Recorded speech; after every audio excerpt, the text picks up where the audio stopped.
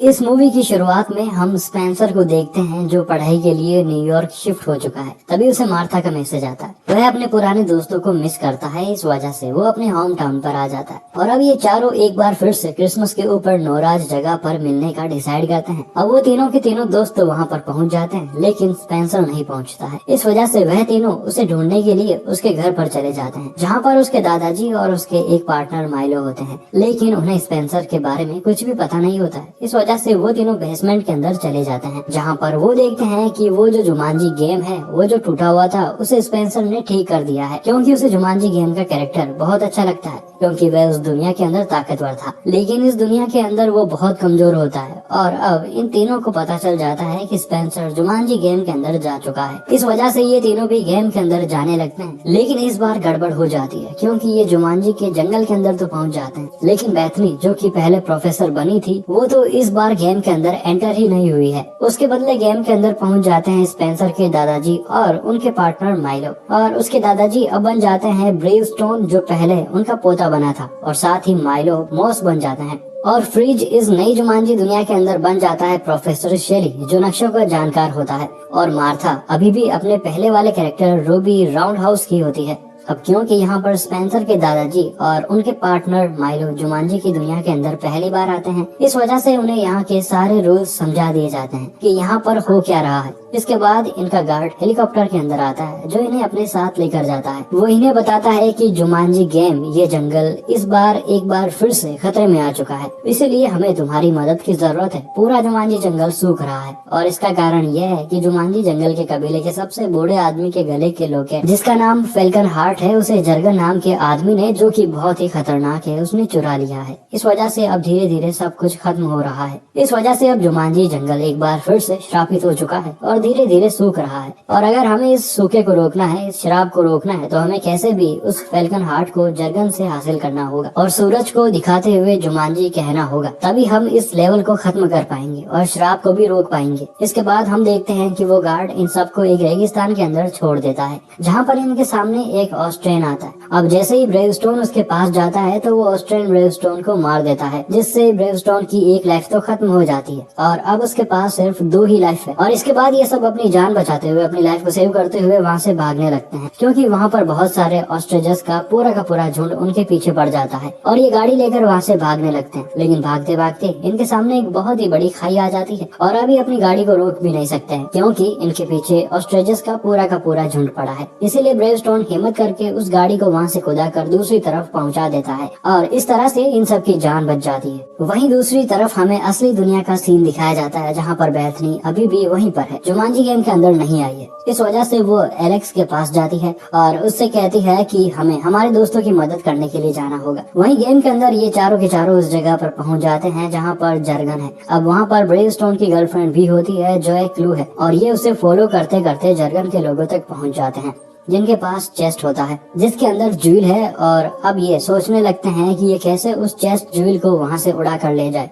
और तभी वहाँ पर लाइट चली जाती है और एक लड़की जिसका नाम मिंग फ्लैट फुट होता है, वो उस चेस्ट की चाबी चुरा कर वहाँ से भागने लगती है। लेकिन ब्रेवस्टोन उसे पकड़कर उसे जर्गन के लोगों को सौंप देता है। लेकिन बाद में उसे पता चलता है कि वह कोई और नहीं बल्कि स्पेंसर है, जो इस गेम के एक नए कैरेक्टर के रूप में है, जो कि एक लड़की है। अब क्योंकि उनके साथ में मिंग स्पेंसर भी आ चुका है, तो ये साथ में आगे की प्लानिंग करने लगते हैं। और प्लान के मुताबिक मिंग, ब्रेवस्टोन और मॉस ऊंट को लाने के लिए जाते हैं और वहीं रूबी और शेली बेरीज लाने जाती है। रूबी कैसे भी पानी को पार करके बेरी के पेड़ पर चढ़कर बेरी को तोड़कर जब ला रही होती है, तब वो पानी में गिर जाती है। इस वजह से शेली उसकी मदद करके उसे बाहर निकलने के लिए उसका हाथ पकड़कर उसे ऊपर खींचता है। तब यहाँ पर इन दोनों की पावर एक्सचेंज हो जाती है, मतलब कि शेली की बॉडी के अंदर जो कैरेक्टर होता है वो रूबी की बॉडी के अंदर आ जाता है और रूबी वाला कैरेक्टर शेली की बॉडी में आ जाता है। लेकिन अब ये दोनों पहले जैसा होना चाहते हैं, इस वजह से शेली रूबी की बॉडी में रहकर वो सारे एक्शन फिर से करता है जो पहले रूबी ने किए थे, और वे पानी में जाता है, जिस वजह से ये फिर से पहले जैसे हो जाते हैं। वहीं दूसरी तरफ मिंग, ब्रेवस्टोन और मॉस ऊंट लाने के लिए वहां पर पहुंच जाते हैं। ब्रेवस्टोन तो बाहर ही खड़ा होता है, लेकिन मिंग और मॉस ऊंट लाने के लिए अंदर जाते हैं। लेकिन जब ब्रेवस्टोन बाहर खड़ा होता है, तब उसके ऊपर कुछ लोग हमला कर देते हैं।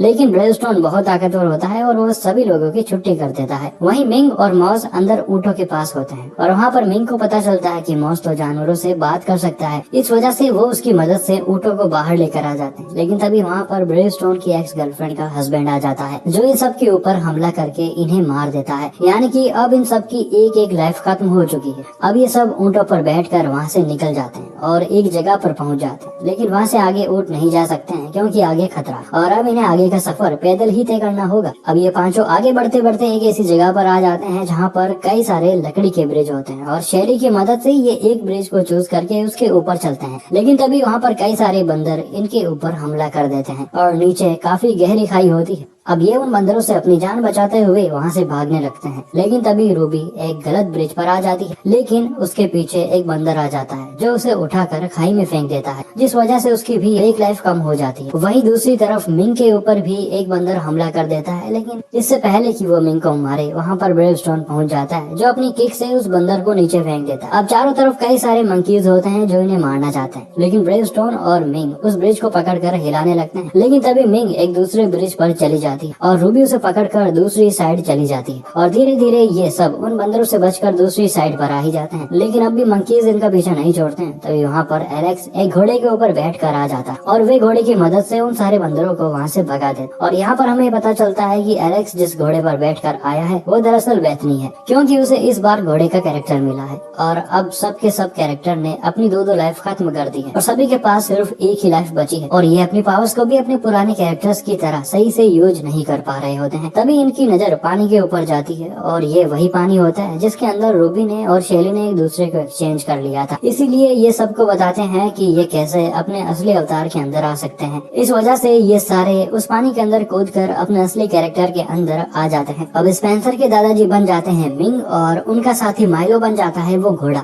अब क्योंकि ये सब के सब गीले होते हैं और थके हुए भी होते हैं, इस वजह से वहीं पर थोड़ा आराम करते हैं। लेकिन इसी बीच हम देखते हैं कि मिंग और उस घोड़े को जर्गन के लोग पकड़ कर ले जाते हैं, यानी कि स्पेंसर के दादाजी और उनके साथी माइलो को। लेकिन अब इन्हें पता होता है कि वे जर्गन के किले से उन्हें बचा सकते हैं, इस वजह से ये अब कैसे भी उस किले के अंदर जाना चाहते हैं। लेकिन प्रॉब्लम ये होती है कि अब इनके पास एक ही लाइफ बची होती है, और अगर थोड़ी सी भी गलती हुई तो ये सब मारे जाएंगे। लेकिन एलेक्स इन्हें मोटिवेट करता है और फिर ये किले की तरफ बढ़ जाते हैं। इन सभी के रास्ते अलग होते हैं। ब्रेवस्टोन और रूबी बर्फीले पहाड़ से ऊपर चढ़ रहे होते हैं, लेकिन एलेक्स जर्गन के लोगों के साथ मिलकर किले के अंदर चला जाता है। लेकिन उनके पीछे पीछे मॉस और शेली भी होते हैं, जिन्हें गार्ड रोक लेते हैं, क्योंकि गार्ड को ऐसा लगता है कि ये वही व्यापारी है जिन्होंने जर्गन के साथ उस फेल्कन हार्ट का सौदा किया। इस वजह से यह इन्हें बड़ी इज्जत के साथ अंदर ले जाते हैं। दूसरी तरफ जब रूबी और ब्रेवस्टोन उस बर्फीले पहाड़ पर चढ़ रहे होते हैं, तब ब्रेवस्टोन जो कि स्पेंसर है वो रूबी यानी मार्था को बताता है कि मैं तुमसे प्यार करता था, लेकिन तुम्हारी कॉलेज लाइफ सक्सेसफुल थी और मैं बहुत कमजोर था, इस वजह से मैं गेम के अंदर वापस आ गया। मार्था कहती है कि मैं आज भी तुमसे प्यार करती हूँ। ये सुनकर स्पेंसर को बहुत खुशी होती है। वहीं दूसरी तरफ एलेक्स उस जगह पर पहुंच जाता है जहाँ पर उस घोड़े यानी कि माइलो को बंद कर दिया गया है।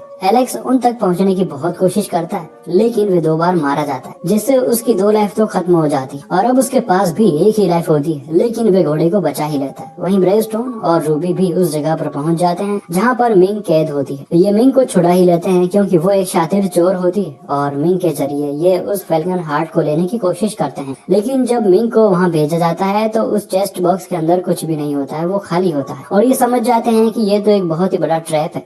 वहीं दूसरी तरफ शेली और मॉस को उसके लोग जर्गन के सामने लाते हैं ताकि वो फेल्कन हार्ट का सौदा कर सके। दरअसल जर्गन उस फेल्कन हार्ट के बदले इनकी बहन से शादी करना चाहता, लेकिन इनके साथ इनकी बहन तो आती ही नहीं है। तभी वहाँ पर रूबी भी आ जाती है। रूबी कहने लगती है कि वो उनकी बहन है। तभी उन्हें उन दोनों भाइयों का लेटर आता है जो कि असल में इनसे सौदा करने के लिए आने वाले थे, जिससे इनका प्लान फेल हो जाता है। उस लेटर में लिखा होता है कि वे किसी कारण की वजह से नहीं आ रहे हैं, और जर्गन समझ जाता है कि वो बहरूपी है, इसीलिए वो अपने सिपाहियों को उन्हें पकड़ने के लिए कहता है। इसी बीच वहाँ पर ब्रेवस्टोन आ जाता है जो सभी को मारने लगता है, लेकिन जर्गन उससे भी ज्यादा ताकतवर होता है। इस वजह से वो ब्रेवस्टोन को उठाकर पटक देता है। तभी वो अपनी जेब में से उस बेरी को बाहर निकालता है जो उसके साथी लेकर आए थे, लेकिन जर्गन उस बेरी को देखकर पीछे हट जाता है और अपने आदमियों को उन्हें मारने को कहकर उन दोनों भाइयों के पास जाने लगता है जो कि उससे सौदा करने के लिए आने वाले थे। जर्गन अपनी फ्लाइंग शिप से जाने लगता है, लेकिन तभी ब्रेवस्टोन उसे देख लेता है और उसकी शिप की रस्सी पकड़कर शिप के अंदर पहुंच जाता है और उसके ऊपर बेरी से हमला कर देता है। दरअसल बेरी जर्गन की कमजोरी होती है, जिससे वो काफी कमजोर पड़ जाता है, और अब इसी का फायदा उठाकर ब्रेवस्टोन उसे मारकर नीचे गिरा देता है, लेकिन वो खुद भी नीचे गिरने लगता है। लेकिन वो जर्गन से उस फेल्कन हार्ट को लेकर रस्सी को पकड़ लेता है। तभी मिंग और घोड़ा उसे उसे बचाने के लिए आ जाते हैं। अब यहाँ पर हमें पता चलता है कि माइलो अंकल यानी कि वे घोड़ा उड़ भी सकता है। ब्रेवस्टोन उस फैल्कन हार्ट को मिंग को दे देता है और उससे कहता है कि इसे तुम सूरज की किरणों के पास ले जाओ